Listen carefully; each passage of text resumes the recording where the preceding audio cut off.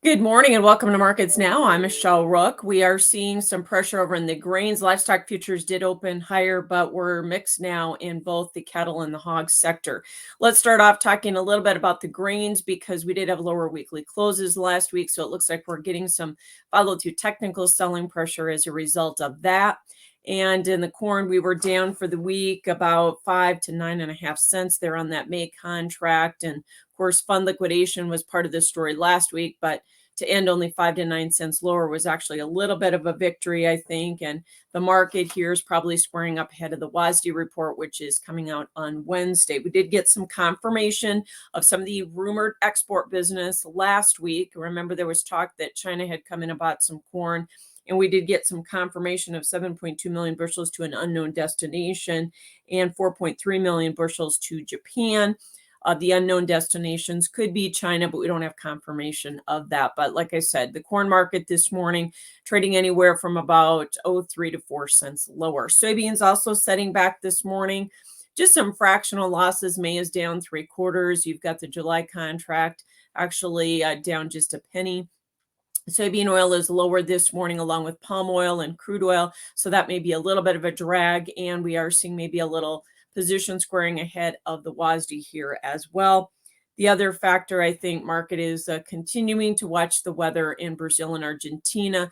And of course, Argentina, we are expecting a downgrade in production in the WASD on Wednesday.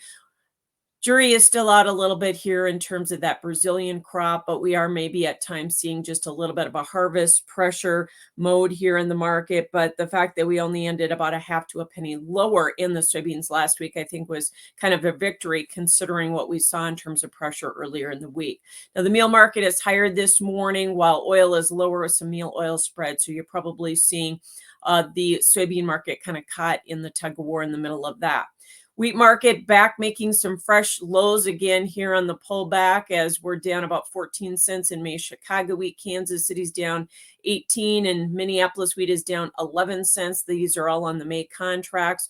There's more talk about the export corridor in the Black Sea perhaps being extended, and we have had some better or improved weather in some of those winter wheat areas, HRW areas. So that also seems to be a little bit of a factor here this morning. Over in the meat complex, live cattle futures kind of consolidating it here after the higher opening, and we've been consolidating under the contract highs here that we set last week. Market is waiting for maybe new news in terms of cash direction. We did have higher cash trade again on Friday, confirming the strong and the tight supplies out there.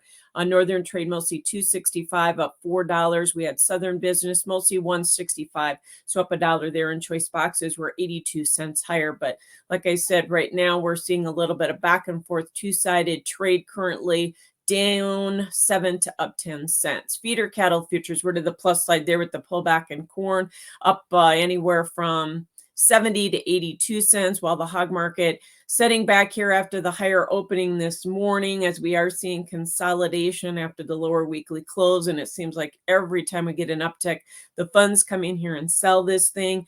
The increase in slaughter numbers here year over year and week over week certainly has not been helpful. Cutouts were down 16 cents coming in. Cash trade was also down 66 cents in the national direct market. So kind of a combination of factors at play here in that hog market. All right, that is a quick market update. I'm Michelle Rook with Markets Now.